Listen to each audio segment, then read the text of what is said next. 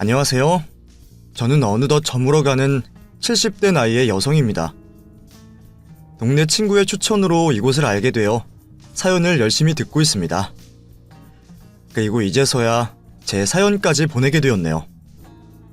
다들 자녀분들이 있으신가요?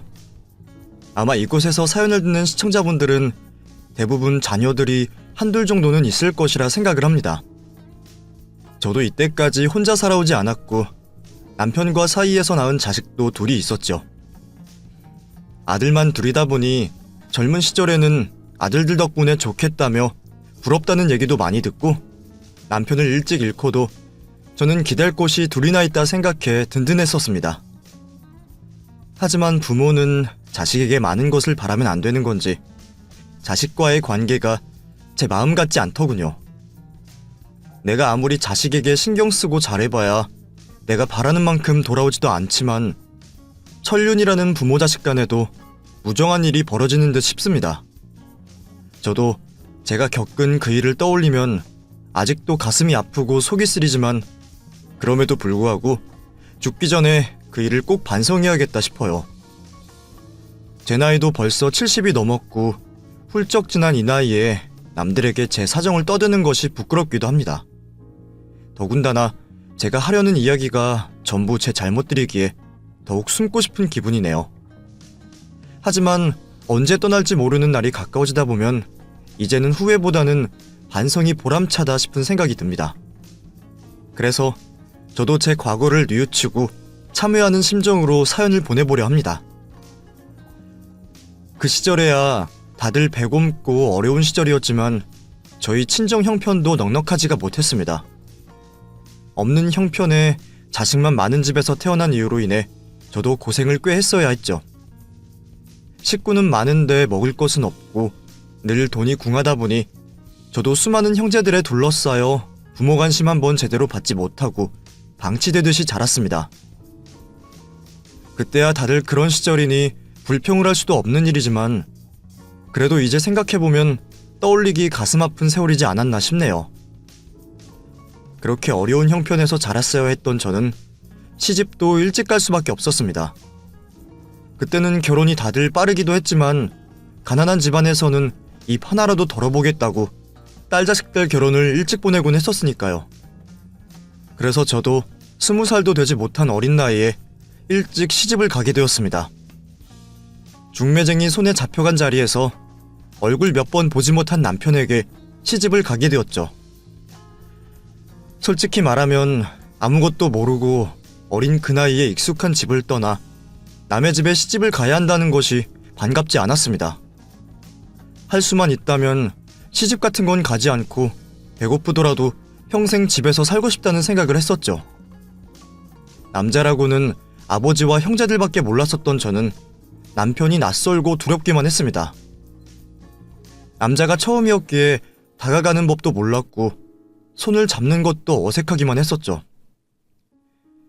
시집간 주제에 그렇게 내외를 하니 논팽이 같은 놈을 만났더라면 욕이나 먹었겠지만 다행히 제 남편은 좋은 사람이었습니다. 겁이 많던 저를 다독여주고 제가 마음을 열 수 있을 때까지 묵묵히 기다리며 저를 배려해 주었습니다. 친정에 살았을 때에도 나를 기다려주는 사람은 하나도 없었는데 내 남편이 나를 배려해준다 생각하니 기분이 나쁘지 않았어요. 처음에는 무섭게만 보이던 남편 얼굴도 뜯어보니 순하고 좋아 보였죠.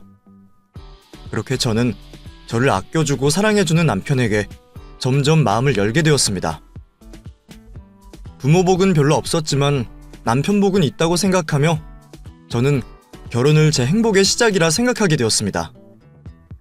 그렇게 저는 남편과 정답고 행복하게 오손도손 살아가게 되었죠. 남편은 가죽을 만지던 사람이었습니다. 우리 남편도 없는 집에서 태어나서 어릴 적부터 고생을 많이 하던 사람이라 여기저기 바닥부터 굴러서 기술을 배우게 되었어요. 어떻게든 열심히 살아보겠다고 남의 밑에서 시다일을 하며 고생을 참 많이 했었습니다. 그래도 덕분에 가죽 자파를 만드는 기술을 배웠던 남편은 저와 결혼을 하고 젊은 나이에 운이 좋게도 동대문에 가게를 열게 되었습니다. 처음에는 한평 남짓한 조그마한 가게에서 장사를 시작한 남편은 어떻게든 성공해보겠다며 열심히 노력을 하였고, 그렇게 점점 형편을 늘려갈 수 있었습니다. 조그마한 가게에서 조금씩 물건을 만들어 주변에 납품을 하던 남편은 돈이 생길 때마다 가게를 늘리더니 오래 걸리지 않아서 근처 작은 상가를 임대해서 그곳에서 생산부터 판매까지 장사를 시작할 수 있게 되었습니다. 혼자 일을 하던 사람이 규모가 커지니 당연히 도울 사람이 필요했어요. 저도 그런 남편을 따라 가죽 기술을 배웠고 옆에서 열심히 미싱을 돌려가며 신발과 가방들을 만들어내게 되었습니다. 쿰쿰한 가죽 냄새 맡으면서 미싱 돌리느라 손이 헐어갔지만 열심히 한 만큼 주머니가 두둑해지는 게 기분이 좋았습니다. 없이 살았던 저희 부부는 나중에 우리 자식에게 많은 것을 해주고 싶었습니다. 그래서 우리만 열심히 산다면 나중에 태어날 우리 자식들한테는 부족함 없이 해줄 수 있을 거라 기대하면서 저와 남편은 게으름 피우지 않고 노력할 수밖에 없었죠. 둘이서 달려들어 열심히 한 덕분인지 시작이 나쁘지 않았습니다. 장사가 잘 되기 시작하면서는 해외에까지 수출을 하게 되고 외화벌이를 하면서 난생 처음 큰돈을 벌게 되었죠. 물 들어올 때 노젓는다고 저희는 바빠지는 장사에 밤낮 없이 일을 하며 살았습니다. 인건비 아끼느라 직원 하나 덜 쓰고 일을 하겠다며 제 몸을 혹사시키고 있었죠. 그렇게 일밖에 모르고 살았던 저는 그때 하필 임신을 한 줄도 모르고 계속 일만 하다가 그만 애를 떨어뜨릴 뻔하기도 했습니다. 한참 지나서야 임신 사실을 알고 그제서야 놀란 마음을 추스르게 되었어요.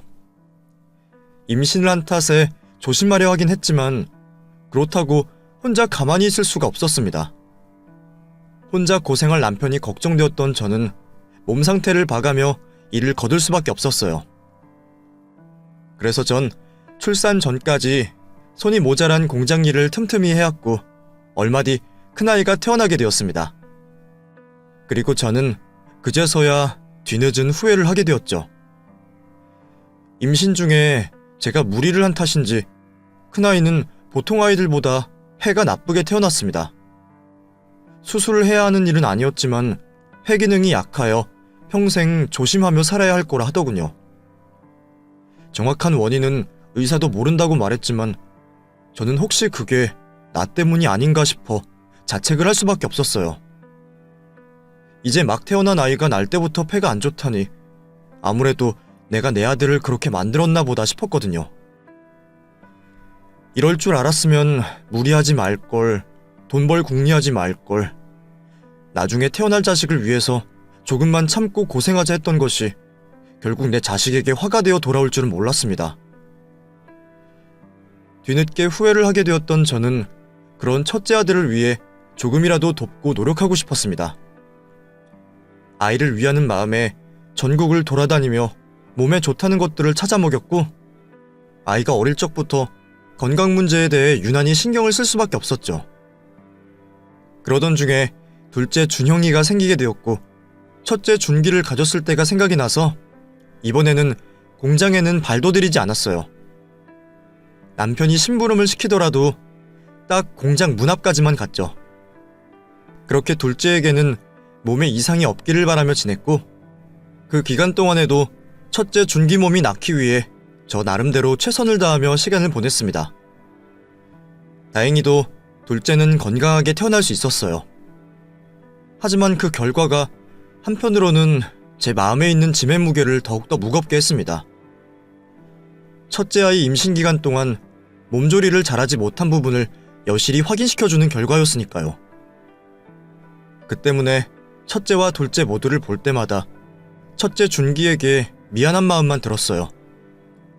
이제 막 태어나 손이 많이 필요로 하는 둘째에게 당장에는 신경을 더 쓸 수밖에 없었지만 둘째가 어느 정도 자란 후에는 건강이 회복되지 않았던 첫째 준기에게 훨씬 더 신경을 쓰게 되었죠. 그러다 보니 제 마음과 달리 둘째 준영이에게 소홀하게 되었습니다. 그때도 둘째 아이에게 소홀하면 안 된다는 걸 알면서도 당장 아픈 손가락인 첫째를 위해 그렇게 할 수밖에 없었어요. 그런 상황에서도 둘째인 준영이는 아픈 형을 위해서 뭐든지 양보하고 배려해 주었죠. 2살 터 어린 아들들은 항상 같은 학교에 진학을 했고 평탄치 못한 학교 생활을 하는 형을 직접 두 눈으로 보아온 둘째는 동생임에도 불구하고 항상 형을 먼저 생각하는 속 깊은 아이였습니다.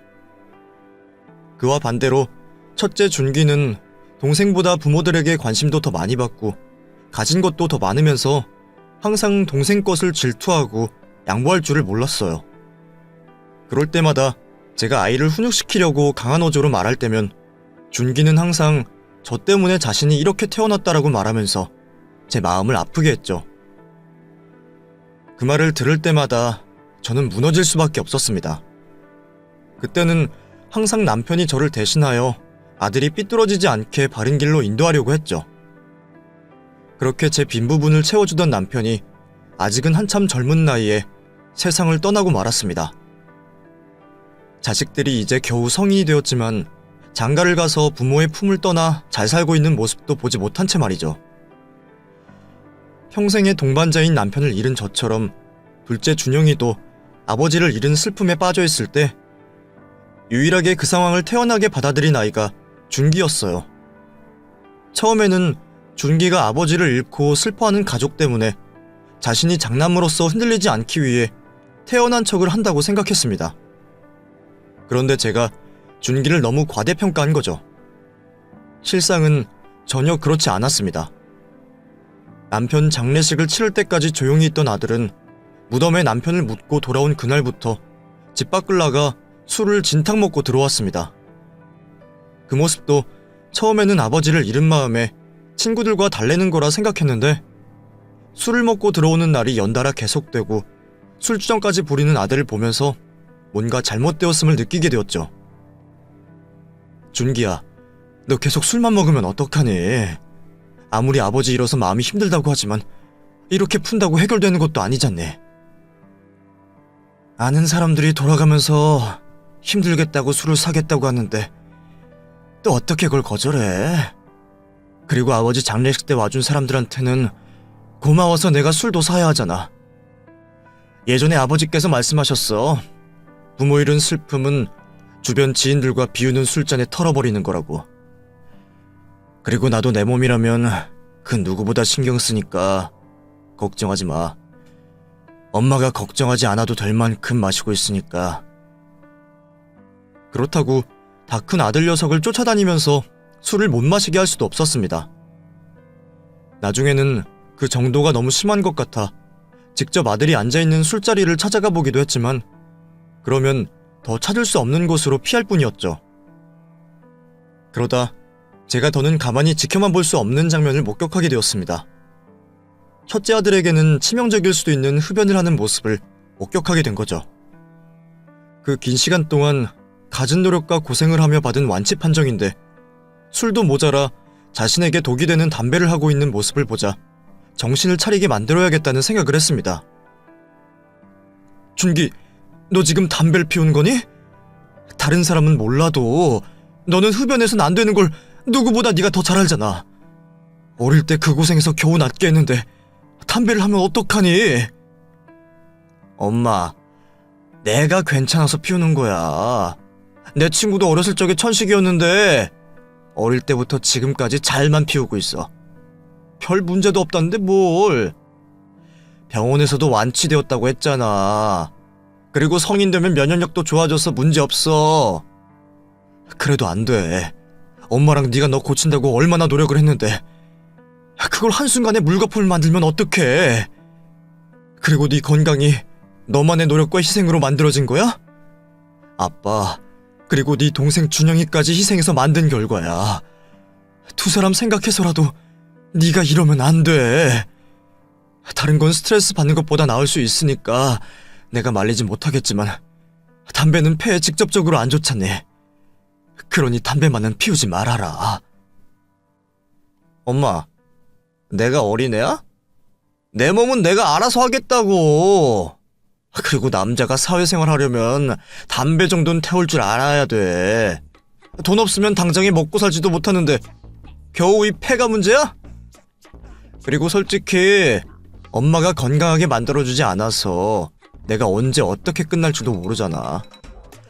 어차피 지킬 거 다 지키고 건강 챙기면서 살아도 나 같은 사람은 언제 어떻게 끝날 줄 몰라.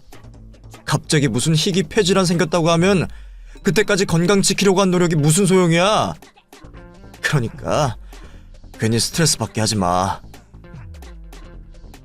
아이는 이번에도 제 아킬레스건을 건드리며 선천적인 건강을 가지고 따져 물었습니다. 준기가 그렇게 나올 때면 항상 저는 죄인이 되어 있었고 아무런 대답도 하지 못했어요. 그렇게 아이가 자기 몸을 망치는 걸 보고만 있을 수밖에 없었습니다. 아이는 점점 더 방탕한 생활을 이어갔고 제 속은 새카맣게 타들어갔죠. 그런 시간에 둘째 준영이마저 제 곁에 없었더라면 전 아마 이 자리에 없었을 겁니다. 준기와 다르게 알아서 올바르게 자라준 준영이는 남편이 없는 빈자리를 형 대신 채워줬고 제가 휘청거릴 때마다 자신의 어깨를 빌려주는 아이였어요. 남편과 많이 닮은 얼굴처럼 항상 의지할 수는 있는 아들이었고 어린 시절 형에게 매달리느라 자신에게 소홀했던 엄마를 원망하지 않는 착한 아들이었죠. 알아서 잘 자라주었던 아들은 비록 좋은 직업을 가지진 못했지만 자신이 일궈낸 결과물에 감사함을 느끼며 열심히 하루하루를 살아가는 고마운 아들이었습니다. 그와 달리 준기는 그 이후에도 계속해서 유흥과 친구들에게 빠져 살다 어느 날부터인가 연예인들 곁에 있는 매니저를 하게 되었다면서 집을 나갔습니다. 처음에는 가끔씩이지만 뜨문뜨문 연락이 되었는데 어느 날부터인가는 전화번호도 바뀌고 연락도 주지 않더라고요. 혹시 아들이 잘못되지 않을까 저는 아들을 걱정을 하기 시작했고 그때도 제 곁에서 저를 안심시켜주는 아이는 둘째 준영이었습니다. 그러다 몇 년 후 집을 나간 뒤 연락이 끊겨 이 엄마가 속을 태우던 준기가 집으로 찾아왔습니다. 그것도 결혼을 했다며 며느리까지 데리고 왔죠. 이런 반구도 없이 대뜸 혼인신고까지 마쳤다며 제게 자신의 결혼을 통보를 해온 첫째 아이 때문에 저는 놀랄 수밖에 없었죠. 마음의 준비도 없이 며느리라는 아이를 맞이해야 했고 처음 겪는 상황에 며느리를 어떻게 대해야 할지 모르겠더군요. 거기다 며느리라고 데려온 아이는 차가운 인상에 처음 보는 시어머니에게 잘 보일 생각도 없는지 웃기는커녕 제대로 대답도 하지 않더라고요. 처음에는 며느리 자신도 초면인 제가 어려워서 그렇게 행동하는 줄 알았는데 그게 아니었습니다. 남편 혼자만 와도 될 자리를 자신도 억지로 끌고 데려온 게 싫었던 거예요. 그런 모습을 알게 되자 첫인상도 안 좋아 보이던 며느리가 더 싫어졌습니다. 그런데 어쩌겠어요. 집 떠나 영영 돌아오지 않을 것 같았던 아들이 결혼 후 정신을 차린 모습으로 집을 찾아와 주었으니 싫은 내색 하나 할 수 없었죠. 개인적으로는 며느리라는 그 아이가 마음에 들지 않았지만 내 아들 정신 차리게 해주는 원동력이다 싶어 마음이 끌리지 않더라도 좋아해주기로 했습니다. 그런데 아들이 절 찾아온 이유가 있었어요. 근데 엄마, 제가 부탁이 좀 있는데 사실 내가 몇 년 전부터 매니저 그만두고 내 엔터테인먼트 회사 차렸거든. 엄마도 알지? 연예인들이 소속되고 관리하는 회사. 아직 엄마가 알만한 유명한 사람은 없는데 다들 가능성이 보이는 애들이야. 제법 행사도 뛰고 방송에도 잠깐이지만 나오고 있고. 근데 그 회사 차리려면 내가 여기저기 손도 벌리고 빚도 쓰고 해서 아직 이 사람이랑 제대로 된 집 하나 없어. 반지하에 살고 있는데 이제 좀 있으면 아이도 태어나니까 환경이 신경 쓰여서. 나도 어떻게 보면 환경 때문에 어렸을 때 폐가 안 좋은 거잖아. 내 아이한테 그런 것까지 똑같은 경험을 하게 만들고 싶지 않아서. 그래서 말인데 전세금 정도 되는 돈만 좀 빌려주면 안 될까? 결혼식도 못 치렀다는 말을 듣고 내내 마음이 걸렸던 저에게 손주 또한 아들처럼 몸이 아플 수도 있다는 말은 저를 조급하게 만들었습니다. 부모가 자식 결혼하는데 도와주는 일이 당연한 거니 당장 아들과 며느리가 쾌적하게 지낼 만한 환경으로 보내주고 싶었어요. 그 말을 듣고 얼마 뒤 저는 아들 식구가 살 수 있는 집을 구해다 주었죠. 그리고 간단하게나마 결혼식을 치르게도 도움을 주었습니다. 많이 늦었지만 그래도 아들이 정신을 차리고 사는 것 같아 그걸로 만족했습니다. 하고 있다는 사업도 별탈이 없는지 첫째 손주를 낳고 얼마 지나지 않아 곧바로 둘째 손주를 가진 모습에 저도 준기에 대한 걱정을 놓을 수 있었죠. 몇 년이 지나서 준기가 하는 사업이 잘 되지 않는지 하고 있다는 사업 외에도 다른 일에 기웃기웃거리기 시작했어요. 그러면서 조금씩이지만 저에게 돈을 빌려가기 시작했죠. 제가 아는 분야도 아니니 조언도 줄 수 없어 제게 도움을 요청하는 아들을 도와주며 고생하고 있는 아들을 마음 졸이며 지켜보고 있었습니다. 그러다 어느 날 준기가 원래 하던 사업에 도움을 달라며 부탁을 해왔습니다. 엄마, 면목 없지만 마지막으로 크게 한 번만 도와줘. 이번이 정말 놓치기 어려운 기회가 찾아와서 그래. 엄마도 아버지와 사업을 직접 해봐서 알잖아. 사업하면서 몇 번 찾아오지 않는 기회가 얼마나 중요한지. 지금 그 기회가 찾아왔어. 이번에 괜찮은 가수랑 연기자들이 다른 소속사와 계약이 만료되는데 데려오기만 하면 우리 회사 바로 업계에서 인정받는 회사로 자리 잡아. 엄마도 이쪽 분야 잘 모른다고 해도 TV 많이 봐서 알 거 아니야. 이쪽은 잘 나가는 연예인 한두 명만 잡으면 그 다음부터는 알아서들 찾아온다니까. 그래서 돈이 얼마가 필요하다는 거니?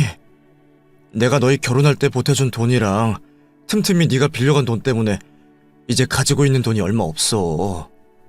무슨 말을 그렇게 해?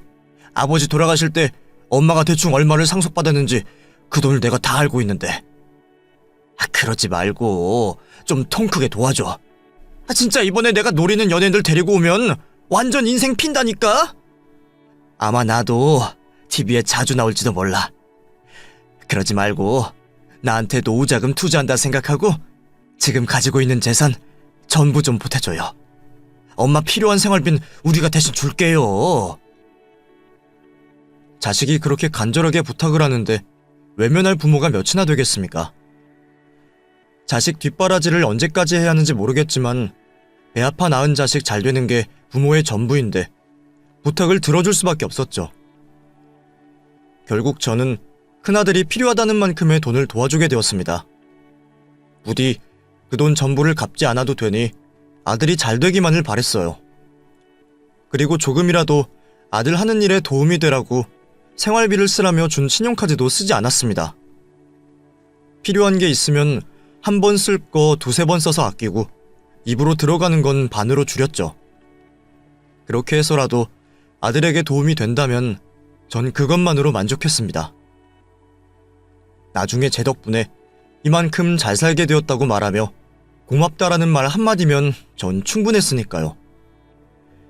일이 잘 되어가는지 궁금해서 물어보면 준기가 부담이 될까 아들 일이 궁금하면서도 일부러 연락조차 하지 않았습니다. 아들도 일이 바쁜지 연락이 없었고 무소식이 희소식이라고 생각하며 그렇게 몇 달을 넘게 기다리게 되었죠. 그러다 아들 준기가 드디어 연락이 왔습니다. 뭐 대단한 연락을 바란 건 아니지만 그래도 아들의 기쁜 목소리만 들어도 좋을 거라 생각했어요. 그런데 제가 상상한 것과 다른 목소리의 아들이었습니다. 그 목소리는 마치 기어 들어가듯 낮기만 했죠. 그 목소리에 오히려 제가 더 주눅이 들더군요. 왜? 일이 좀 안 풀린 거야? 상황이 좀 그래. 전에 말했던 애들 하나도 못 데리고 왔어. 내가 데려오려고 쓴 돈만 얼마인데. 하여튼 이것들은 앞에서 하는 말 다르고 뒤에서 하는 말이 달라서 믿을 수가 없어. 진짜 다 데려온 줄 알고 아는 PD들한테도 스탠바이 시켜놓고 입도 얼마나 털어놨는데. 뭐든 한 번에 잘 되는 게 있겠니? 하나씩 쌓이다 보면 그게 다 네 평판이 될 거고 언젠간 사람들이 알아봐 주겠지. 너무 낙담하지 말고 기운 좀 차려라. 엄마가 맛있는 거라도 사줄까? 안 그래도 미소도 본 지 오래됐는데 엄마가 밥을 사줄 테니 만나자. 여기 계신 부모님들은 모두 제 마음을 이해하실 겁니다. 일이 실패해서 돈을 얼마나 날렸던 간에 자식의 축 처진 목소리가 부모의 마음을 더 아프게 한다는 걸요. 아들 눈치를 본다고 몇 달간 얼굴을 보지 못해 맛있는 밥 한 끼 사준다는 핑계로 얼굴을 보고 싶었습니다. 목소리만 들어도 저렇게 힘이 없는데 얼굴이 얼마나 상했을지 걱정이 되었어요. 아들도 오랜만에 엄마와 같이 시간을 보내고 싶었는지 저와 만나는 약속을 잡아주었죠.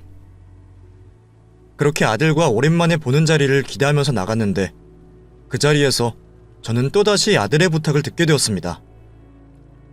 엄마, 이번에는 진짜 마지막이야. 나도 이번에 안 되면 그냥 내 그릇이 이 정도다 생각하고 다른 욕심 안 부리고 데리고 있는 애들로 행사들 많이 잡아서 엄마께 빌린 돈 갚을게. 그러니까 이번 딱 한 번만 마지막으로 부탁드려요. 네? 저번에도 마지막이라면서. 나 이러면 준영이 얼굴 볼 낯이 없다. 네 동생은 도와준 것도 거의 없이 저렇게 있잖아. 입은 삐뚤어져도 말은 똑바로 하라고. 솔직히 네가 내 속 썩이는 동안 준영이가 엄마 옆에서 얼마나 도움을 줬는지는 아니? 그리고 준영이도 상황이 안 좋을 때 있었는데 오히려 엄마 걱정할까 싶어 괜찮은 척하더라. 내가 생활하는데 보태서 쓰라고 돈을 좀 보내줬더니 괜찮다면서 나보고 좋은 거 먹으라고 돌려준 애야. 걔가 너한테 이만큼 돈을 빌려준 걸 알면 얼마나 속상하겠어. 이건 공평하지 못한 거야. 이번엔 웬만하면 네 힘으로 해결해봐라. 공평? 그럼 나도 애초에 준영이처럼 건강하게 태어나게 해주던가. 내가 결국에 왜 이 길로 빠졌는데. 나도 어릴 때 의자에 오래 앉아있을 체력만 있었어도, 내 폐만 건강했어도 공부 열심히 해서 엄마 호강시켜드리고 있을 거야. 근데 엄마가 나 가졌을 때 공장에서 일한다고 신경 쓰지 않아서 이렇게 태어난 거 아니야. 너 그게 지금 무슨 말이야? 그래서 엄마가 너 학창시절 내내 신경 쓰고 네 몸 낫게 해주겠다고 몸에 좋은 건 너만 줬잖아. 그래서 결국 병원에서도 건강에 이상이 없다고 완치 판정 받았잖아. 오히려 너 신경 쓰느라 준영이는 제대로 해준 것도 없어. 그럼 너도 형으로서 준영이에게 미안한 감정을 가지고 있어야지. 왜 맨날 너가 피해자인 척을 해? 의사가 문제없다고 하면 끝이야. 내가 아픈 걸 느끼는데 의사가 완치되었다고 해도 내가 계속 힘들다고 말했잖아. 결국 그래서 공부도 중간에 포기한 거 아니야. 엄마가 자식 잘못 낳아놓고 뭐 그렇게 뻔뻔하게 말을 해? 엄마 나한테 미안하지도 않아? 아들이 엄마 때문에 아프게 태어났는데 아무렇지도 않냐고! 어차피 이 몸으로 얼마 살지도 못할 것 같은데 확 죽어버릴까? 그러면 속이 좀 편하실 것 같아? 준기야, 너 정말 왜 이러니? 알았다. 엄마가 잘못했어. 흥분하지 말고 진정 좀 해. 나도 엄마께 잘해드리고 싶고 우리 춘영이에게 좋은 형이 되고 싶어. 내가 잘 되어서 동생 끌어주고 싶다고. 그래서 발버둥 치는 거니까 마지막으로 좀 도와줘. 어? 그 집 있잖아.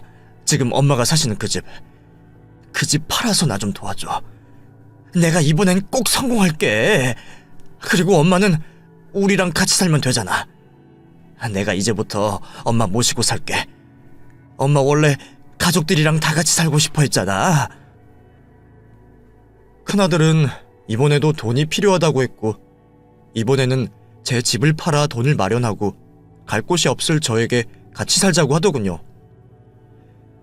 이번에도 제 아킬레스건을 건드는 아들로 인해서 자식에게 끌려가듯 수락을 하고 말았습니다. 둘째 준영이에게 일방적으로 어릴 때부터 지금까지 희생만 요구한 것 같아 너무 미안했어요. 자기 형이 집안의 맏아들 노릇을 하지 못할 때 그 몫을 대신하던 아들 준영이에게 너무 못할 짓을 하는 것 같았습니다.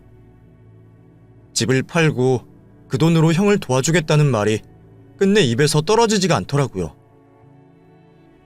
그런데 착한 아들 준영이는 그걸 또 이해해 주었습니다. 준기가 먼저 동생에게 말을 한 건지 저에게 준영이가 먼저 연락을 하더군요. 그것도 혹시 형네 집으로 들어가는 제가 불편할까 싶어서 연락을 했던 거였어요. 어머니, 형 집으로 들어가시게 되었다고 들었어요. 혹시 불편하시면 좁긴 하지만 저희 집으로 들어오셔도 되는데. 어? 아니다. 너희 형이 잘 보살펴준다고 해서 내 걱정은 하지 마라. 그래도 혼자 있는 것보단 낫지 않겠니? 혹시 나중에라도 불편하시면 저희 집으로 오세요. 어머니 모실 방 정도는 있으니까요. 그리고 이사 가는 날 제가 집으로 갈게요. 이사하시면서 중요한 물건은 제 차에 넣고 움직여요. 왜 이번에도 형에게만 도움을 주냐며 저에게 따져 물을 수도 있는 상황에 둘째는 또 제 걱정이 먼저였습니다. 그 착한 준영이의 마음이 느껴지니 더욱더 미안해졌죠. 분명 더 좋은 엄마와 형제를 만났더라면 더 나은 상황에 있었을 아이인데 제가 아이에게 방해가 되는 것 같아 미안했습니다. 꼭 둘째 아이에게는 그만큼의 보상을 해주겠다고 마음속으로 생각을 하게 되었죠. 그런데 그날이 생각보다 빠르게 찾아오게 되었습니다. 제가 큰아이 집에서 며칠 동안만 머물다 하루아침에 요양원으로 버려지게 되었거든요. 참 기가 막힌 일이었습니다. 어릴 적에 고려장 이야기를 듣긴 했습니다만 현재에도 이런 일이 벌어지고 있는 것에 놀랐고 그 주인공이 저라는 거에 미치고 팔짝 뛸 노릇이었죠. 이사를 하게 된 날 저는 집을 팔고 받은 돈을 큰아이에게 모두 보내주게 되었어요. 그리고 며칠 동안은 큰아이 그리고 며느리와 함께 지내고 있었죠. 그런데 어느 날 저와 같이 교회로 나가 바깥바람이나 쐬자고 한 아들이 요양원에 저를 내려다 주는 겁니다. 여기는 무슨 일로 온 거냐? 그게 며칠같이 엄마랑 생활하다 보니까 도저히 엄마랑 생활 패턴이 달라서 같이 못 지내겠어. 나도 와이프도 엄청 예민한 편인 거 엄마도 알잖아. 거기다 애들도 있는데 엄마께서 하신 행동들 보고 배울까 싶어서 좀 걱정되더라고. 애들이 엄마 하는 거 배웠다가 유치원에서 왕따 당하면 어쩌나 싶어서. 엄마, 너무 섭섭하게 생각하지 마. 요즘 요양원이 얼마나 좋다고. 연세 비슷하신 분들도 많지. 생활 프로그램도 전부 노인들에게 맞춰져 있어서 정말 좋아. 내가 빈말하는 게 아니야. 엄마, 요양원 살기 좋아. 결국 간 쓸개 전부 다 빼서 아들에게 줬더니 돌아오는 게 이거였습니다. 이건 아프지도 않은 엄마를 더는 빼먹을 게 없어서 버리는 거였어요. 거기다 아까 무슨 검사를 한다고 확인한 게 있었는데 그게 제 입원 동의서를 받는 거였더라고요. 이게 무슨 일인가 싶었습니다. 어안이 벙벙해서 뭐라고 대응도 못하겠더라고요. 저에게 인사를 하며 멀어지는 두 사람을 그냥 쳐다만 볼 수밖에 없었습니다. 뭔가 잘못되었다라는 생각과 함께 정신이 들었을 땐 이미 요양원 방 안에 누워있었고 깜깜한 밤이 되었을 때였어요. 우두커니 불이 꺼진 방에 누워 하늘만 바라보게 되었죠. 날이 밝자 저는 바로 첫째네 집으로 전화를 걸게 되었습니다. 당장에 차를 끌고 와 저를 데려다 놓으라고 소리치려고 했죠. 근데 통화가 가질 않는 거예요. 나중에는 관리사무소에 전화를 했더니 첫째 아들 내외가 이사를 갔다고 하는 겁니다. 그 말을 듣는 순간 눈에서 눈물이 나고 가슴에서는 피눈물이 나더군요. 내가 자기를 어떻게 키웠는데 장남 노릇, 자식 노릇 하지 못해도 그저 아들만 잘 되라고 집까지 팔아 넘겼더니 저를 이제 쓸모없는 쓰레기 취급을 하고 있었습니다. 그렇게 몇 날 며칠 동안은 식음도 전폐하고 그저 흐르는 눈물이 나오는 대로 울었습니다. 그러다 제 소식을 듣게 된 둘째 아들이 요양원으로 찾아왔어요. 저를 만나러 왔다는 말에 도저히 만날 수가 없더라고요. 우선 자식에게 버려졌다는 비참함으로 인해 너무 창피했고 지금까지 둘째에게 아무것도 해주지 못한 미안함 때문이었죠. 이런 못난 엄마를 아들은 얼굴을 볼 때까지 기다리겠다며 자리를 지켰습니다. 결국 고개도 들지 못한 채 둘째 아이를 만나게 되었죠. 네가 여기는 어떻게 알고 찾아왔어? 어머니가 연락이 안 되잖아요. 형한테 연락했는데 형도 형수도 연락 안 되고 결국 애들 다니는 학교 찾아갔더니 형이 여기 주소 하나 찍어 보내더라고요. 혹시나 해서 와봤는데 어머니가 여기 계시다고 해서요. 어떻게 된 거예요? 왜 형이랑 같이 안 계시고 여기 있으세요? 그게 내가 불편하더라고. 그래서 내가 여기 보내달라고 했다. 친구 될 사람도 많고 노인 프로그램도 많아서 좋아 보여서. 그리고 간호사도 상주하니까 마음이 얼마나 놓인다고. 그러지 마시고 저희 집으로 가세요. 제가 불편한 거 없게 모실 테니까요. 둘째에게 솔직하게 말할 용기가 없었습니다. 그리고 이렇게 된 거 둘째에게 괜한 고생시키지 않고 평생 이곳에서 속죄하는 마음으로 살다 삶을 마무리하려고 했어요. 그 전에 전부터 생각하던 일만 해놓으려고 했죠. 근데 준영아, 너 지금까지 내가 형만 도와줘서 많이 섭섭했지? 무슨 말씀이세요? 제가 도와달라고 안 하니까 안 도와주신 거죠. 저 그런 거 가지고 생각해 본 적 없어요. 그래도 그런 게 아니야. 어릴 때 형 때문에 엄마가 신경도 못 써줬는데 재산이라도 공평하게 해줘야지. 실은 내가 숨겨둔 재산이 좀 있다. 네 형은 몰라. 근데 이 돈은 내가 너에게 전부 다 줘야 할 것 같아서. 네 형은 먼저 받은 것도 있고 네가 어릴 때부터 항상 양보하면서 지냈으니까 더 받아야 하기도 하고. 그러니 형에게도 아무런 말하지 말고 받아라. 이번 주에 시간 되면 엄마랑 같이 외출해서 법적으로 다 해결하자. 어머니, 왜 벌써 그렇게 행동하시려고 해요? 아직 쓰실 것도 많으실 텐데. 가지고 계시다 나중에 나눠주시면 되죠. 아니야, 이 돈은 네가 다 가지면 돼. 혹여나 네 형이랑 나눌 생각은 하지 말아라. 이건 엄마 유언이야. 네 형은 지금까지 받은 돈이 있으니까 그걸로 끝인 거야. 이 돈은 오로지 네 몫이야. 저는 지금까지 둘째에게 못한 행동들을 사죄하는 마음으로 숨겨놓았던 재산 모두를 증여하려고 했습니다. 그런데 이 바보 같은 아들은 이번에도 돈이 중요한 게 아니라며 굳이 증여를 받지 않겠다고 하는 거예요. 결국 제가 일방적으로 둘째에게 증여를 하게 되었죠. 그런데 이 문제를 가지고 준영이가 첫째에게 상의를 했나 봅니다. 저에게 돈이 더 있었다는 것과 둘째에게 그 큰 돈을 전부 증여해줬다는 이유로 요양원으로 쫓아들어왔어요. 엄마, 이게 뭐야? 돈이 왜 더 있는 건데? 그리고 그걸 왜 준영이한테만 증여를 해줘? 힘든 건 난데 왜 준영이에게 재산을 주냐고! 엄마 고려장 하듯이 버린 네가 지금 할 소리야? 내 돈 내가 알아서 주겠다는데 네가 뭔 상관이냐? 그리고 너는 나한테 땡전 한 푼 안 받았어? 지금까지 네가 가져간 돈만 해도 만만치 않아. 내가 그 돈 전부가 아까워 죽겠다고. 이런 대접 받을 줄 알았다면 너 같은 놈은 예전에 집 나갔을 때부터 아들놈으로 생각하지도 않았어. 너, 네 동생 돈 어떻게 하려는지 꾸미기만 하면 내가 여기 나가서 가만두지 않는다.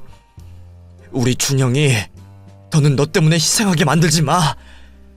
준영이 못난 엄마 때문에 희생한 거 이 정도면 충분해. 나 이걸로 고소할 거야. 알아? 그 뭐야, 하여튼 불공평한 상속으로 돈 나눠달라고 법원에 고소할 거라고. 우리 착한 준영이 더는 건들지 말라고, 이 악마 같은 자식아. 뒤늦게라도 둘째 아들의 행복을 바랐던 저는 첫째에게 소리치고 발악을 하며 달려들었고, 첫째는 그런 저를 밀치며 난동을 피웠죠. 그때 매일같이 제 말동무가 되어주려 찾아오던 둘째가 그 모습을 보게 되었고, 우리 두 사람의 대화 내용을 듣게 되며 이전까지 상황에 대해서 전부 알게 된 거예요. 모든 사실을 알게 된 준영이는 난동을 피우고 있는 형에게 다가가 자기 형의 얼굴을 내려다 치는 겁니다. 항상 얌전하게 있는 준영이라 그런 모습이 있는지 몰랐는데 자기보다 덩치가 큰 형을 죽도록 패기 시작했어요. 큰 놈이 죽을까 말리는 게 아니라 둘째에게 혹시라도 문제가 생기지 않을까 싶어 말리게 되었죠. 동생한테 맞아서 곤죽이 된 큰 놈은 얼굴이 잔뜩 부은 채로 동생을 폭행죄로 고소하겠다고 말을 하더라고요. 너 이 새끼, 내가 가만히 있을 줄 알아? 너 내가 폭행죄로 고소할 거야. 고소를 하든 말든 네가 하고 싶으면 하는 거지. 말이 왜 이렇게 많아? 이리 와. 더 쳐맞고 아예 폭행치사로 가자. 너 미친 거 아니야? 어머니를 요양원에 넣어. 너 내가 지금까지 형이라는 이유로 봐주고 있었는데 오늘 말 들으니 안 되겠다. 아주 반 죽여놔 줄게. 그래, 더 때려. 법원 가서 판사님 앞에 서서도 지금처럼 하는지 보자고. 그래, 네 동생 고소해봐라. 나도 너 불효자 방지법인가 뭔가로 고소할 테니 내가 너에게 뺏긴 돈 전부 받아낼 거야. 내가 아무것도 못해서 여기 처박혀 있는 줄 아니? 내가 너무 바보 같아서 우리 둘째에게 사죄하는 마음으로 여기 있었던 거야. 근데 우리 준영이가 다 알게 되었으니 그럴 필요도 없겠다. 너 내 돈 뱉을 준비나 하고 있어. 엄마, 그게 지금 무슨 말이야? 나한테 준 돈을 뺏어가다니. 그런 게 어디 있어? 원래 줬다가 뺏는 게 가장 치사한 거 몰라? 내가 다시 엄마 모시면 되잖아. 어? 나랑 미소랑 그리고 손주들이랑 같이 지내면 되잖아. 큰 놈은 돈을 뱉어내야 한다는 말을 듣자 저에 대한 태도를 바꿨습니다. 하지만 이미 제 마음은 돌아선 상태였어요. 저는 겁을 주는 것에 끝내지 않고 큰 놈에게 부양료 청구 소송을 하게 되었죠. 소장이 날아오자 당장 겁을 먹었던 큰 놈은 저에게 받은 돈의 일부를 돌려주었고 동생에게 또한 폭행죄로 인한 고소를 하지 않겠노라 약속을 했습니다. 그렇게 저는 돈을 일부 돌려받은 것과 이제는 첫째와 연을 끊는 것에 만족을 하고 소송을 취하하게 되었죠. 이제는 정말 저 혼자 시골 어딘가로 들어가 남은 생을 준영이에게 피해주지 않고 살아가려고 했어요. 근데 준영이가 절대 아무것도 못 가게 저를 막더라고요. 자신이 모시지 않는다면 평생을 큰 죄를 지은 듯이 살 것 같다 말을 하는 준영이에게 마지막으로 신세를 지기로 했습니다. 그러다 준영이에게도 결혼할 상대가 생기면서 저는 다시 한번 준영이 곁을 떠나려고 했지만 이번엔 며느리마저 저와 같이 살고 싶다는 말을 하는 바람에 늙은 노인네가 눈치도 없이 두 사람과 같이 생활하게 되었네요. 이렇게 글을 쓰며 다시 예전을 돌이켜보니 제가 너무 잘못된 판단을 하면서 살아왔던 것 같습니다. 끊을 땐 끊고 정말 도움이 필요할 때만 도와주며 옳은 행동을 했어야 했는데 제 그릇된 행동으로 아이를 잘못 키운 것 같아 제가 원망스럽기만 하네요. 이제서라도 하나 남은 우리 착한 아들 준영이에게 제 목숨 다할 때까지 지금껏 못해준 것들 전부 다 해주겠다고 다짐을 합니다. 그게 제 얼마 남지 않은 생에 해야 할 부모의 도리라고 생각되네요. 추석이 얼마 남지 않았습니다. 부디 제 이야기를 듣는 분들께서는 저와 같이 어리석은 판단을 하지 마시고 가족 간의 우애를 다지시며 즐기는 명절 되시길 바라겠습니다. 글 들어주셔서 감사하고 행복한 추석 보내시길 바라겠습니다.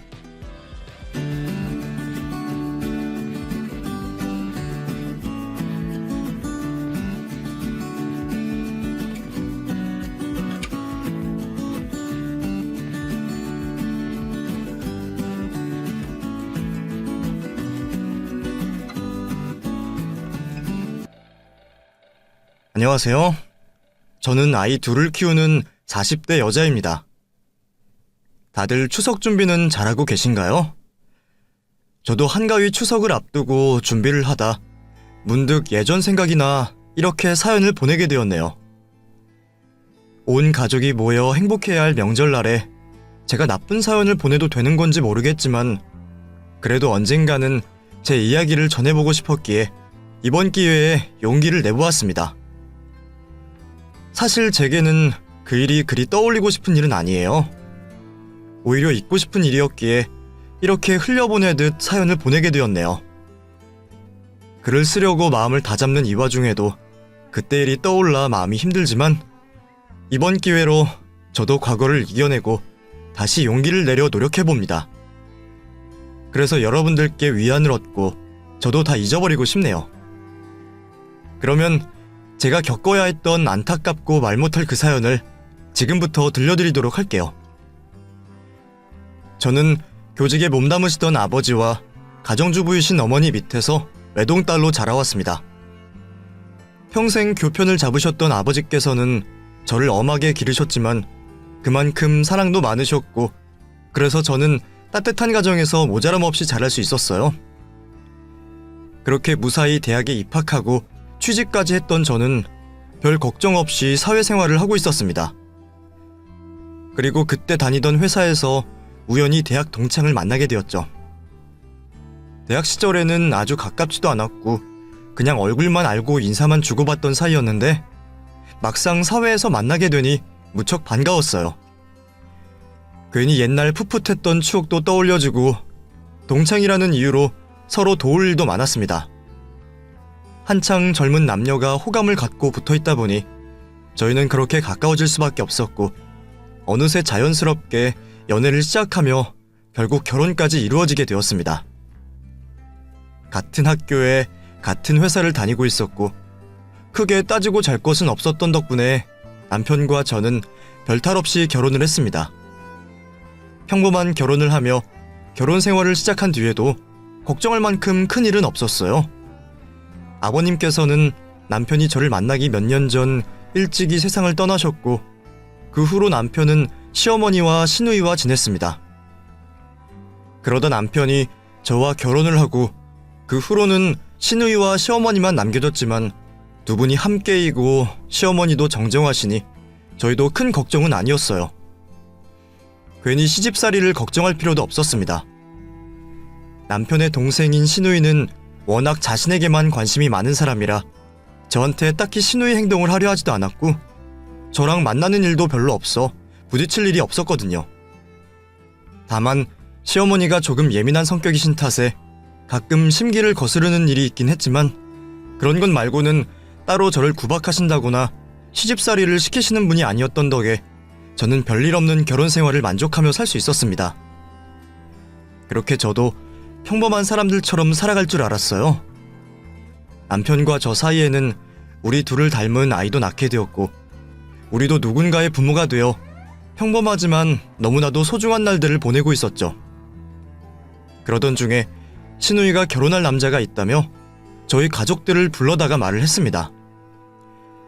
평소 자기를 끔찍이 생각하기도 했고 괜찮아 보이는 남자들을 이 남자 저 남자 만나기만 하고 있어서 평생 결혼을 하지 않을 줄만 알았어요. 자기 입으로는 자신은 골드미스가 되는 것에 걱정하지 않는다며 독신의 삶을 자신 있어 했거든요. 그래서 시누이의 결혼 소식이 놀랍기도 했지만 진짜 놀랐던 거는 다른 데 있었습니다. 바로 시누이가 결혼할 상대라고 소개한 남자 때문이었죠. 저희 시누이가 얼굴도 예쁘장하고 몸매도 좋은 편이라 괜찮은 남자가 여럿 있었던 건 이해가 갔습니다. 그래도 괜찮은 남자의 기준이 일반인들 기준이었어요. 보통 대기업의 높은 연봉을 받고 있는 직원이라던가 어딘가에 소속되어 있는 전문직 남성들이요. 그런데 신우가 결혼할 사람이라고 설명한 남자가 준 재벌급인 겁니다. 사돈 어르신 되시는 분께서 일찍이 미국으로 건너가셔서 사업을 하셨고 지금은 매출이 상당하고 탄탄한 회사라고 들었어요. 신우 남편 될 사람은 말로만 듣던 미국 명문대학 출신에 아버지의 사업을 물려받으려 전문 경영인 코스를 밟은 엘리트 중 엘리트였죠. 솔직히 처음에는 워낙 과장된 표현을 많이 하는 시누이가 부풀려 말을 한 건 아닐까 했는데 저희 집에 인사를 하러 온 남자를 보곤 믿을 수밖에 없었죠. 그 상황이 놀라웠던 거지 다른 생각은 없었어요. 가족 중 한 사람이 잘 되면 좋은 일이니까요. 더욱이 시누이를 본다는 핑계로 미국도 갈 수 있을 것 같아 저는 오히려 신우이가 그 남자와 행복하게 결혼 생활을 했으면 싶었습니다. 그런데 우연히 제가 신우이 남편 될 남자가 다른 여자와 외도를 하는 장면을 목격하게 된 거예요. 단순히 여자와 다정한 모습만 하고 있었더라면 자라온 환경이 달라 개방적인 문화 차이 때문이라고 생각하며 넘겼을 텐데, 두 사람이 함께 대낮부터 숙박업소로 들어가는 모습을 보고는 확신을 할 수밖에 없었죠. 혹시나 싶어 장을 보는 것도 잊은 채 그 숙박업소 앞 무인 카페에서 기다리게 되었죠. 혹시 제가 다른 사람을 착각했을까 싶어서요. 그런데 나오는 모습까지 확인했는데 그 남자인 게 확실한 겁니다. 결국 사진까지 찍어 증거물도 남겨두었죠. 그리고 나서는 저 스스로 고민을 많이 하게 되었습니다. 이걸 말하는 게 신우이를 위한 일인지 판단이 되질 않더라고요. 모른 척 하자니 같은 여자로서 안정이 안 되겠고, 말하자니 제가 결혼을 파토내는 것 같아서요. 결국 남편에게 어떻게 해야 될지 상의를 하기 위해 말을 하게 되었죠. 그런데 그 이야기를 듣고는 저와 상의할 생각도 하지 않은 채 신우에게 향하더라고요. 그리고 시모와 신우에게 그 사실을 모두 설명했죠. 그런데 두 사람 반응이 좀 이상하더라고요. 울거나 화를 내는 모습이 없고 아무 말도 없이 남편 말을 듣고만 있는 겁니다. 오히려 그 모습에 남편이 더 열받아 곧장 상대편 집안에 전화를 하여서 결혼을 취소하라며 난리를 부렸죠. 나중에는 신우의 남편 될 사람이 집안으로 찾아와 용서를 구했지만, 집안의 가장 역할을 맡고 있던 남편은 결혼을 앞둔 사람들 사이에서 벌어질 수 없는 일이라며 남자를 돌려보냈습니다. 결국 결혼식을 앞두고 파혼을 하게 된 거죠. 일이 어찌되었건 저 역시 기분이 좋진 않았어요. 그래도 더 큰 문제가 생기기 전에 일이 잘 해결된 것 같아 다행이라고 생각했죠. 그런데 그 이후부터 시모와 신우이가 저를 유치하게 괴롭히기 시작하더라고요. 처음에는 단순히 실수 정도라고 생각했는데 계속해서 되풀이되는 행동에 이상함을 느끼게 되었어요. 아무리 생각해도 제가 실수한 행동들이 없는데 계속 저를 괴롭히니 이유라도 알고 싶었습니다. 그래서 직접적으로 물어보게 되었죠. 어머님, 그리고 아가씨, 제가 두 분께 무슨 잘못이라도 한 게 있나요? 요 며칠 동안 계속 일부러 저에게 짓궂게 행동하셨어요. 우리가 언니에게요? 그럴 리가요. 언니가 착각하는 거겠죠. 그러지 말고 솔직하게 말해줘요. 그래야 나도 고칠 게 있으면 고치고 실수라도 잘못한 게 있으면 사과를 하죠. 실수? 그래, 네가 우리 희연이에게 아주 큰 실수를 했지. 그것 때문에 너에게 일부러 그렇게 행동한 거 맞아. 제가 무슨 실수를 한 건데요? 제가 들어보고 사과할 행동이면 아가씨께 사과할게요. 너 왜 남의 가정사에 간섭을 해서 일 망치니? 네? 무슨 말씀인지... 우리 희연이 파혼한 거 말이다. 네가 뭔데 그런 것까지 성준이에게 알려서 일을 이렇게 만들어? 너 우리 희연이가 그 결혼하려고 얼마나 공을 들인 줄 알아? 아니, 한국도 아니고 미국에서 사업하는 사돈을 만나는 게 쉬운 일이냐고. 저도 상황이 이렇게 되어서 마음이 불편하긴 한데, 결혼 직전부터 바람피는 남자가 제대로 된 사람은 아닐 거 아니에요. 그러다 괜히 아가씨가 더 큰 상처를 받으면 어쩌나 싶어서 저도 처음에는 남편과 앞으로 어떻게 해야 할지 상의하려고 말한 건데, 남편이 그렇게 화내고 파혼까지 시킬 줄은 몰랐어요. 그 남자가 여자를 한 명 만나던 여러 명 만나던 너랑 무슨 상관이야? 말을 하려거든 희연이나 나한테 말해야지. 상황이 이렇게 되어서 말하는 거지만 우리 희연인 그 남자에게 여자가 있든 없든 상관이 없었어요. 애초에 그 남자 사랑해서 만나는 게 아니었다고. 네? 그럼 설마 집안 때문에요? 왜요? 제가 속물처럼 보여요? 그 남자가 다른 여자 만난다고 날 사랑하지 않은 것도 아니고 그 남자도 나를 사랑하니까 결혼을 선택한 건데 뭐 어때요?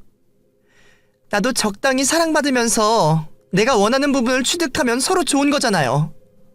무슨 사랑이 밥 먹여줘요? 저 남자 만나나 이 남자 만나나 나중에 누가 어떻게 바람필지 모르는 건데 그런 상황이면 돈 많이 쓰게 해주고 헤어질 때 돈이라도 더 받아낼 수 있는 사람이 낫지 않아요? 언니도 결혼해서 알겠지만 결국 잠자리 하는 거 빼고는 서로 각자 인생 사는 게 결혼 아니에요? 지금도 언니 옆에 오빠가 없잖아요. 나는 내 신분이랑 재력을 채워줄 사람을 원한 거예요. 근데 언니 때문에 망쳤고요. 왜 그런 표정을 짓는진 모르겠지만 결국 결혼이란 게 다 그런 거다. 우리 희연이가 좀 빨라서 미리 이치를 한 것뿐이고 네가 순진한 척하고 있는데 결국 그게 인생이야. 근데 너 때문에 우리 희연이도 그리고 내 말년의 인생도 날아간 거고 그러니 우리가 네가 얄밉지 않겠어? 그런 가치관을 한 사람도 아닌 모녀인 두 사람이 같이 하고 있다는 것에 놀랐습니다. 그리고 결혼 취소 탓을 저보고 하는데 어이가 없더라고요. 말을 전한 건 저였지만 그래도 직접 찾아가서 결혼을 취소시키게 된 건 남편이었는데 남편에게는 뭐라고 하지 못하겠으니 저를 괴롭힌 거죠. 그때까지만 해도 그냥 말트집을 잡거나 괜히 일을 2번 정도 하게 만드는 일이라 제가 참는 선에서 넘겼어요. 그 정도의 일은 시간이 지나면 해결될 거라 생각했던 거죠. 괜히 남편에게 이런 말까지 해서 집안의 가족 간에 큰 소리를 나게 하고 싶지 않았거든요. 그래서 얼마간의 유치한 괴롭힘을 참고 있었습니다. 그런데 그 정도가 심해지게 되는 일이 생기게 되었어요.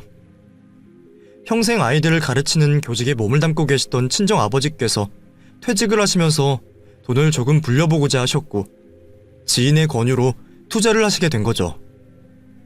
20년 지기 지인이라 말만 믿고 투자했던 큰돈이었는데 하필 그게 사기였습니다. 처음부터 작정하고 벌였던 건지 처음에는 투자금에 대한 수익이 꼬박꼬박 들어오시는 걸 보고 더 큰 돈을 투자하셨다가 결국에는 돈 한 푼 찾을 수가 없게 된 거죠. 심지어 다른 분들 돈까지 빌려 넣으셨던 탓에 큰 돈이 필요했고 결국 마지못해 저희에게 부탁을 하셨던 거죠.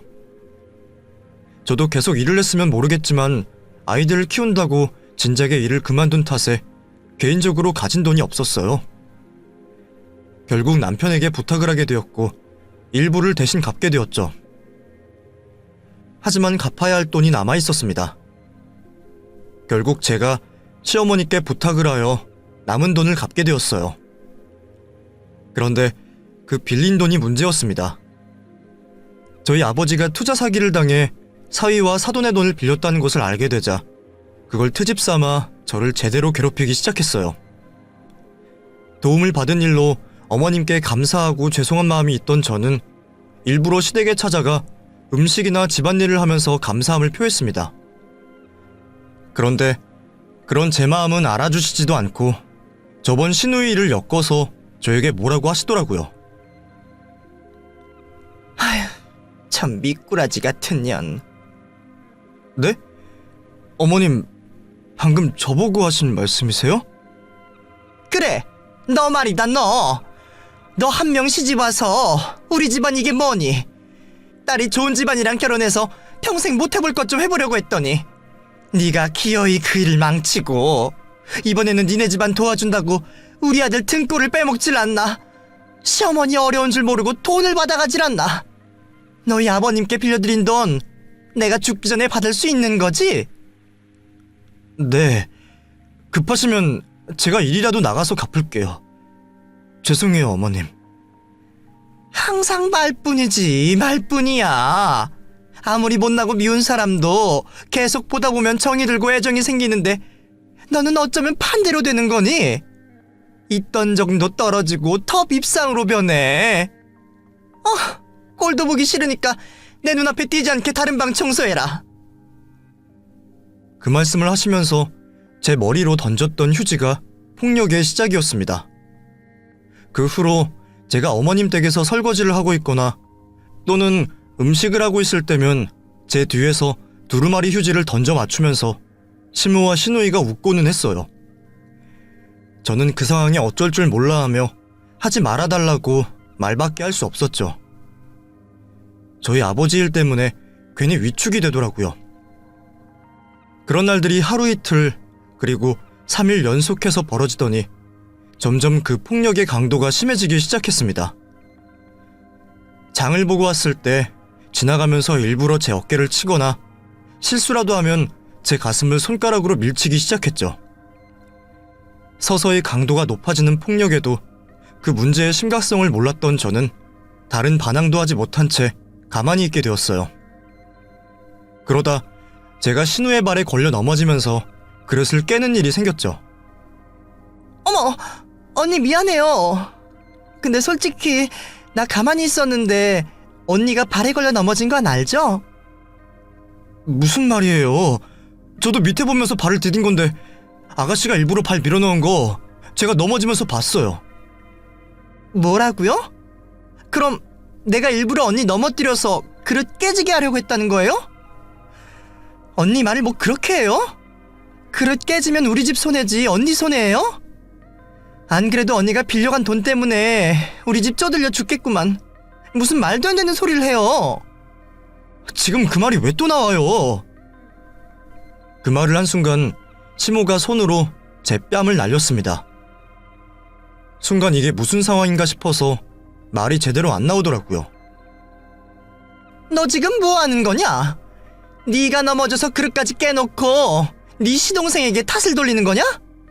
이게 정말 보자 하니까. 그래, 얘가 너를 걸어 넘어뜨렸다고 하자. 지금 미국에서 팔자 편하게 살 수 있는 애를 이 집구석에 박아넣은 사람이 너인데 그 정도 분풀이도 참아주지 못하니? 어머님. 어머님이란 소리도 하지 마. 그 어머님이란 소리 때문에 우리가 피해본 게 얼마야. 네 아버지는 아직도 돈 갚을 생각을 안 하지. 너 때문에 우리 아들 허리가 휘는 게 내 눈에 보인다 보여. 내 딸로 모자라서 우리 아들까지 잡아먹으려고 하니? 지금 네가 맞은 건 네가 잘못한 것에 대한 벌을 받는 거야. 그러니까 다른 말 하지 말고 그냥 잘못했습니다 하고 끝내. 알겠어?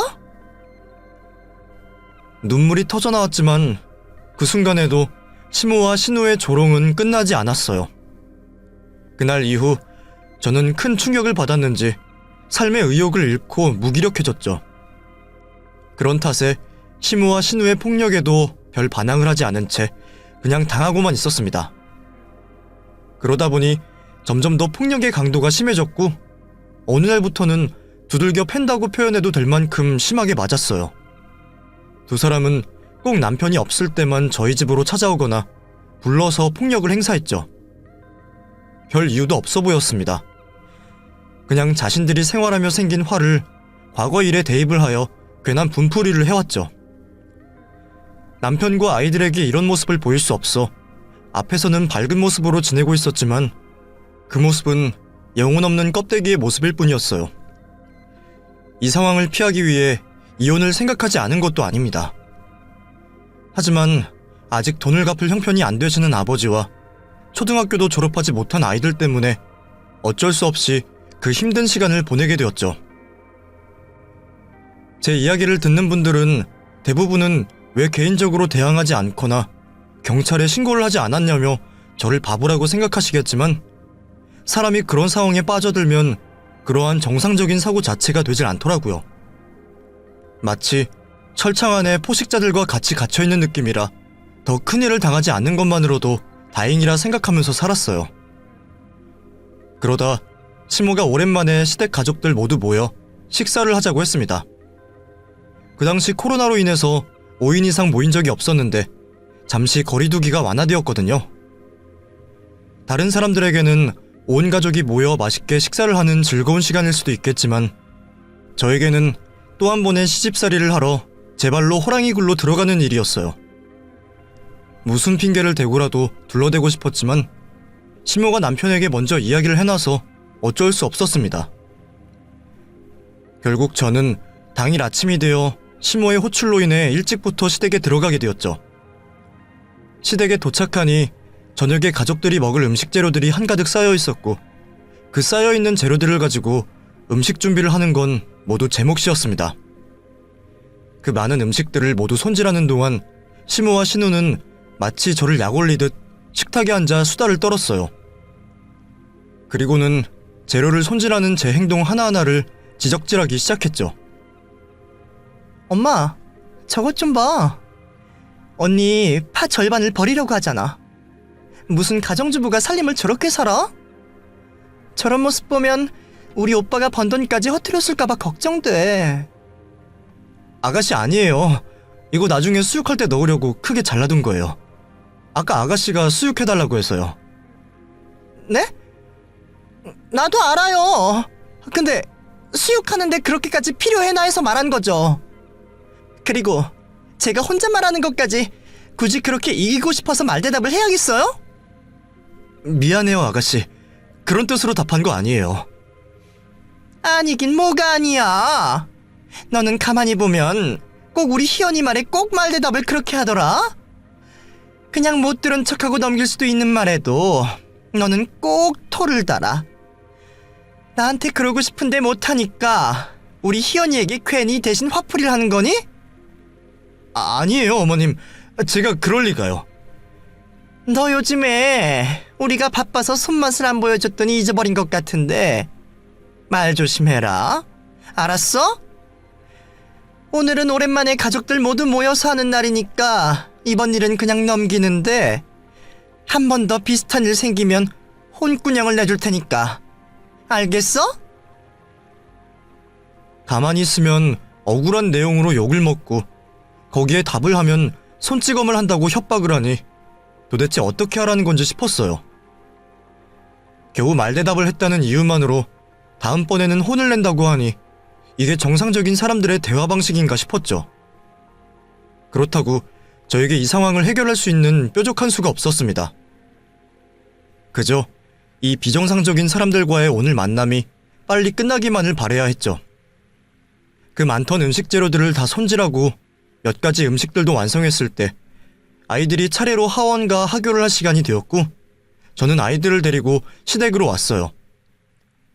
남은 음식 준비를 하기 전에 잠시 숨을 돌리려 소파에 앉아있는데 시모와 신우는 그 잠깐의 휴식을 취하고 있는 제가 못마땅했나 봅니다. 유준아, 유은이 데리고 할머니 방에 가 있어. 할머니가 엄마랑 잠시 할 얘기가 있으니까. 알았지? 그 말을 듣자마자 분위기가 좋지 않다는 걸 알아챈 저는 바로 주방으로 가서 남은 음식을 마저 하려고 했죠.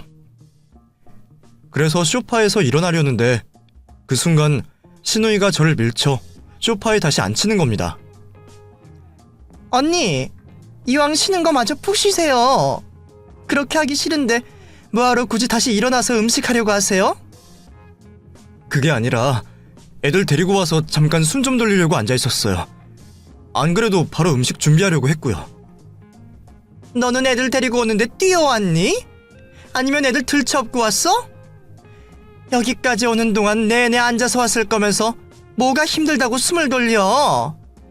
주방이 저렇게 엉망인데 언제 요리하고 언제 치우려고 그러냐? 너는 내가 아까 전에 한 말을 들은 거니 안 들은 거니? 어머님은 말씀을 하시면서 제 머리를 손가락으로 계속 밀치시기 시작했습니다.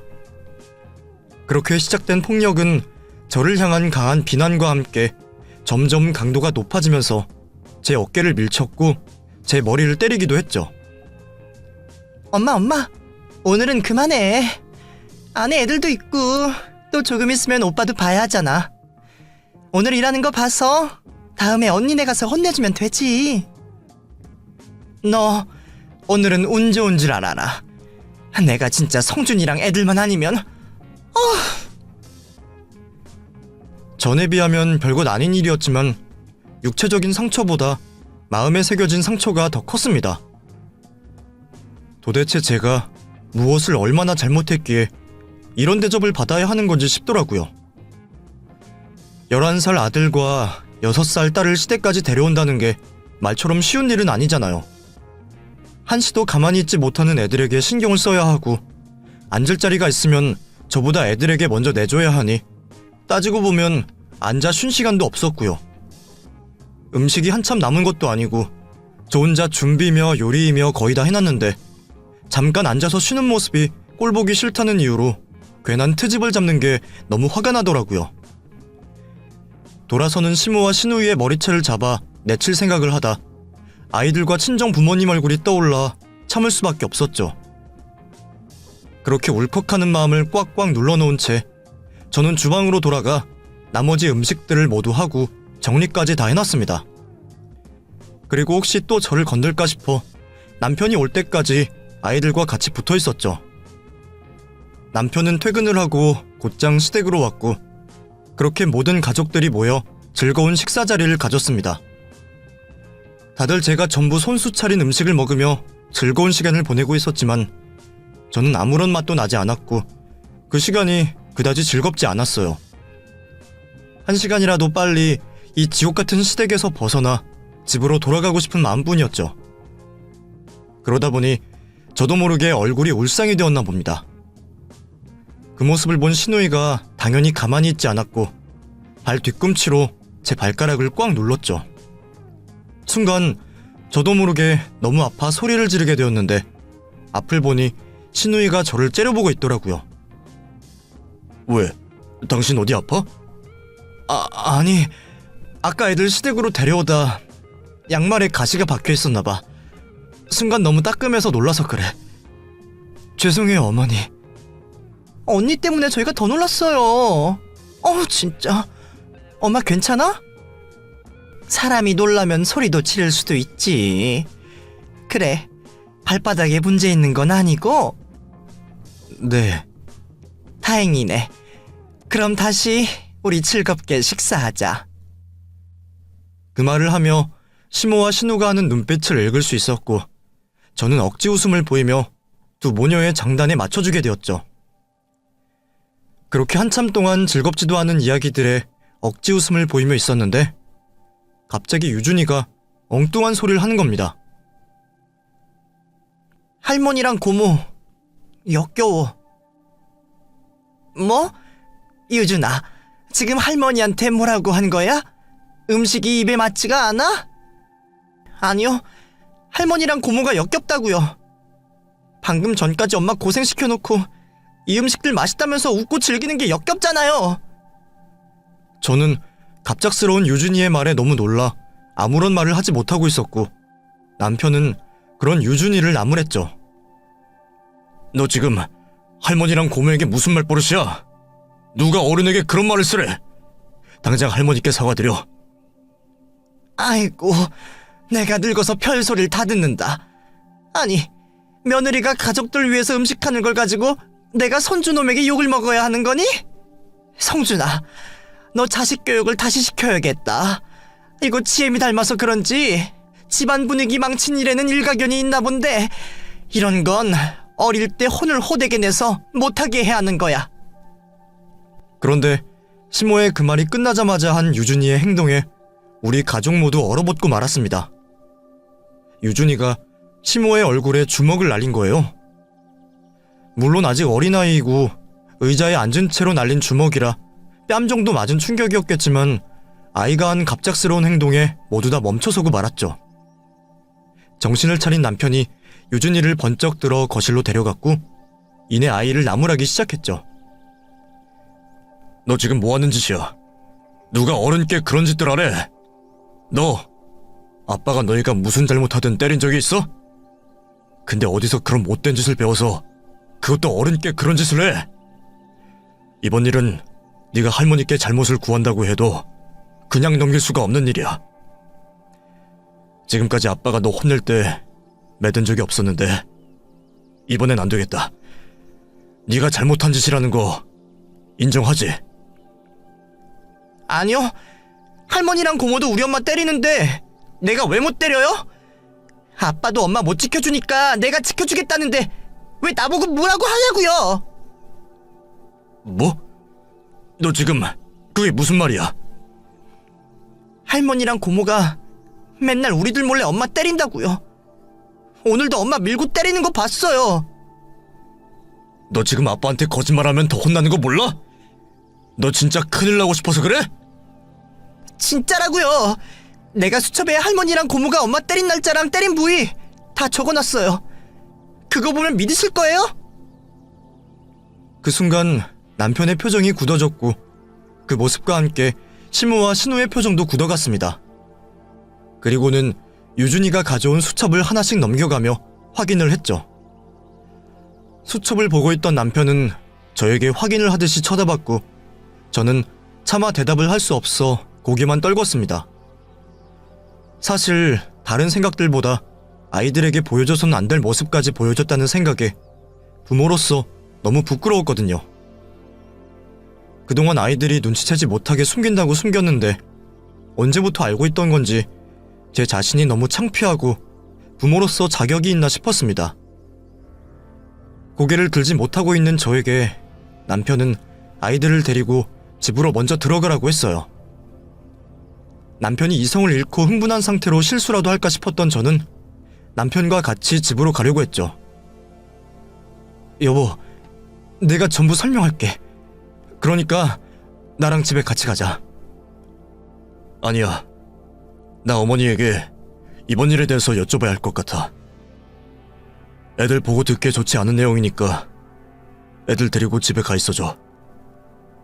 그리고 유준이한테도 어찌되었든 폭력을 쓴 건 잘못되었다고 꼭 말해주고. 여보, 걱정하지 마. 당신이 걱정할 만한 일 안 만들어. 그리고 지금까지 이런 일 다 하고 있는데 남편으로서 모르고 있어서 미안해. 남편이 한번 고집을 부리면 말릴 수 없는 성격이란 걸 알았던 저는 아이들을 데리고 집으로 돌아갔습니다. 그리고 제발 큰일이 없기를 기도하고 있었죠. 하지만 몇 시간이 지나도 돌아오지 않는 남편 때문에 혹시 걱정하는 일이라도 생긴 게 아닐까 싶었던 저는 다시 시댁으로 향하려고 했어요. 옷만 걸쳐 입고 밖으로 나서려는 순간 남편이 무표정한 모습을 하고는 집으로 돌아왔습니다. 여보, 별일 없었지? 미안해 여보. 남편이라는 놈이 당신이 그런 일 당하고 있는지도 모르고 지금까지 속 편하게 있었으니 지금까지 내가 얼마나 미웠겠어. 내가 두 사람을 대신해서 용서를 빌게. 여보, 정말 미안해.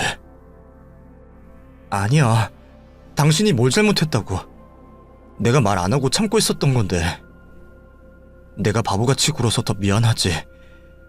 애들한테도 못 보일 모습까지 보이고. 근데 도대체 무슨 일이 있었던 거야? 무슨 일이 있었길래 당신이 나한테 말도 못하고 그런 일을 지금까지 당하고 있었던 거냐고. 이미 다 지나간 일을 구차하게 말하는 것 같아 대충 얼버무리려고 했지만 이미 이렇게 된 거 남편도 알아야겠다 싶어 지금까지 있었던 일들 모두를 설명하게 되었습니다.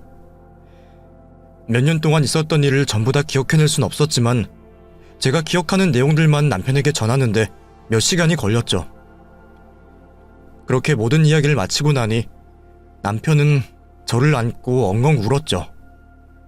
모든 게 자신의 잘못이라며 소리 죽여오는 남편에게 저 또한 너무 미안했어요. 제가 좀 더 처신을 잘했더라면 제 자식과 남편 마음을 아프게 할 일이 없었을 텐데 이것 또한 모두 제 잘못 같았죠. 그런데 남편이 절대로 제 잘못이라 생각하지 말라고 하더군요. 이런 남편을 두고도 지금까지 말하지 못한 제가 너무 바보 같았습니다. 그렇게 한참 동안 서로에 대해 미안함을 말하다 제가 시댁을 떠나고 난 뒤의 일에 대해 물어보았어요. 그렇게 남편의 입에서 저를 대신해서 한 복수극을 들을 수 있었습니다. 저와 아이들을 집으로 돌려보낸 남편은 시모와 신우에게 유준이가 쓴 노트에 대한 사실 여부를 물어봤다고 해요. 어머니, 유준이 수첩에 적혀있는 내용들 전부 사실이에요? 거기에 무슨 내용이 적혀있는지 모르겠지만 아까 유준이가 말한 거라면 사실 일리가 있겠니? 유준이 걔가 어려서 꿈 같은 걸 꾸고 적어놓은 것 같은데 우리가 서연이를 구박을 했을 수도 있지만 그래도 어떻게 한 집안 사람에게 손찌검을 하겠어? 그러면 제 아내도 거짓말쟁이인가 보네요. 제가 사실을 묻는 눈빛에도 부정하지 않고 고개를 떨구던데, 여기 있는 수첩의 내용이 진짜이니까 어머니랑 희연이 눈치 봐서 대답도 못하는 거잖아요. 오빠, 그게 아니라 내가 실수로 언니를 건드렸는데. 다들 솔직하게 말 안 해? 거짓말로 변명을 하던 시모와 신우가 아무 말도 못하고 얼어버렸다고 합니다. 뒤늦게라도 잘못을 구할 줄 알았는데 서로 책임을 떠넘기는 모습에 남편은 집방 마당으로 가서 바베큐를 할 때 쓰는 드럼통에 불을 붙였다고 해요. 그리곤 다시 집으로 들어가 신우이가 아끼는 물건들 모두를 집방 마당으로 집어던졌죠. 무슨 일이 벌어지고 있는지 궁금은 했지만 남편의 무서운 모습에 서로를 안고 있던 모녀는 그때까지 주방에만 있었다고 합니다. 그 두 사람이 남편의 행동에 이상함을 느끼고 쳐다봤을 때에는 이미 드럼통 안에 신우이의 물건들이 잔뜩 들어간 상황이었죠. 오빠, 그게 전부 다 얼마인데? 내 백, 내 옷. 남편은 동생의 외침에도 개의치 않고 물건들 하나하나를 드럼통에 집어넣었고, 시모는 불길로 달려드는 신우이를 겨우 말리고 있었다고 합니다. 그리고 남편은 얼추 신우이의 물건들을 다 집어넣자 이번에는 시모의 방에 들어가 좀 전에 했던 행동을 똑같이 했다고 해요. 이번에는 시모가 불길로 달려들었지만 남편이 저지했고요. 이미 다 타버린 물건들로 신우이는 바닥에 누워 엉엉 울고 있었고, 시모도 남편에게 붙들린 채 발만 동동 굴리며 자신이 아끼던 가방과 옷들이 타는 모습을 지켜만 보고 있었다고 합니다. 결국 자신들의 물건이 다 타버리자 시모도 신우이처럼 바닥에 앉아 남편을 탓했다고 해요. 하지만 남편은 그 말을 무시한 채 이번에는 집으로 들어가 집안의 물건을 하나씩 부셨다고 합니다. 뒤늦게 시모가 남편을 말려보았지만 혼자서는 역부족인 상황이라 남편을 말릴 수가 없었죠. 그렇게 한바탕 난리가 난 상황이 끝날 쯤 되어 벌벌 떨고 있는 두 사람에게 남편은 이 집을 떠나라고 했답니다. 저도 그 말을 듣고는 무슨 말인가 싶었어요. 아무리 남편이 화가 났다고 어머님 사시는 집을 남편이 마음대로 떠나라 마라 할 수 없는 거잖아요. 그런데 그게 전부 이유가 있더라고요. 사실 아버님께서 돌아가시면서 대부분의 유산들을 남편에게 남기셨다고 합니다. 물론 표면적으로는 시모가 상속받으면 나중에 다시 자식들에게 줄 때 또 상속세를 내야 하니 이중 상속세를 피하고자 한 행동이라고 해요. 그런데 남편이 생각하기로는 큰돈을 가지고 있으면 허투루 돈을 쓰는 시모와 시누이 때문에 그나마 남은 가족들 중 가장 돈 관리가 되는 남편에게 상속을 해주셨을 거라 짐작하고 있죠. 그래서 그 집 명의 자체가 남편으로 되어 있더라고요. 그리고 시모가 저희 집에 빌려준 돈 자체도 결국은 남편 돈이었던 거죠. 저야 그 돈이 어디에서 나오든 도움을 받은 거라 할 말이 없었지만요. 하여튼 집 밖으로 나가라는 남편의 말에 이제서야 정신이 든 시모와 시누이는 태도를 바꾸어 그때부터 잘못을 구했다고 합니다. 너 지금 그게 무슨 소리냐? 우리가 이 집을 떠나면 어디 가서 살아? 우리가 잘못했다. 우리가 서연이에게 잘못을 했어. 내가 지금 당장이라도 서연이에게 가서 무릎 꿇고 빌마. 그러니 그런 말은 하지 말아라. 그래 오빠, 우리 물건 다 태운 거면 된 거잖아. 엄마랑 나도 잘못한 거 인정할게.